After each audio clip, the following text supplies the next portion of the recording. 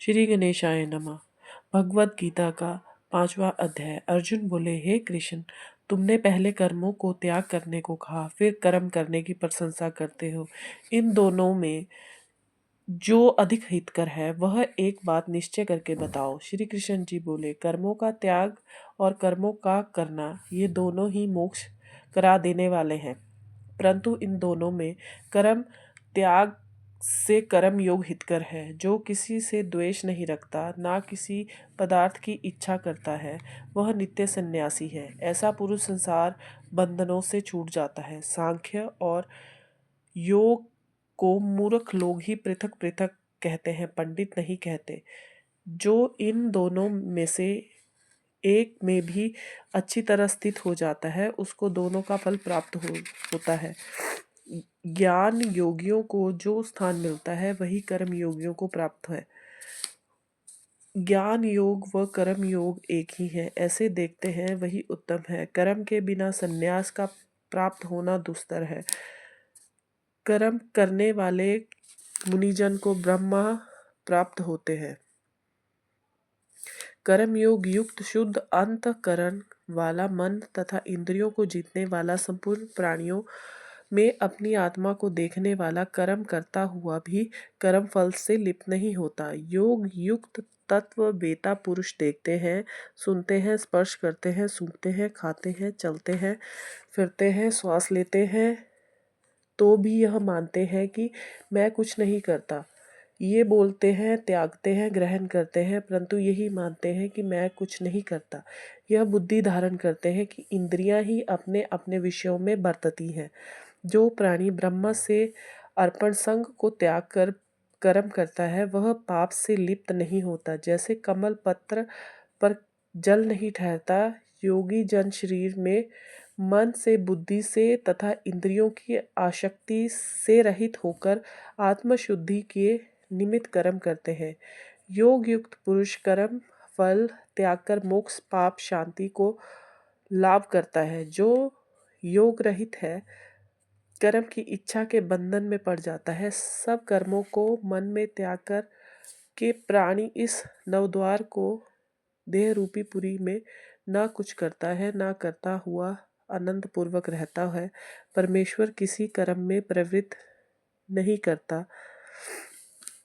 कर्म और कर्म का फल उत्पन्न नहीं करता। ये सब प्रवृत्ति द्वारा होते हैं। परमेश्वर किसी के पुण्य तथा पाप को नहीं लेता। ज्ञान जो अज्ञान से आच्छादित है, उससे जीव को मोह प्राप्त हो जाते हैं, परंतु आत्मज्ञान द्वारा जिनका अज्ञान नष्ट हो गया है, उनका वह आत्मज्ञान परमेश्वर के रूप को ऐसा भाषित करता है। जिस प्रकार सूर्य संपूर्ण संसार को प्रकाशित कर देता है, उसी प्रकार परमात्मा में जिसकी बुद्धि स्थिर है, उसी में मन लगाते हैं, उसी में निष्ठा रखते हैं, और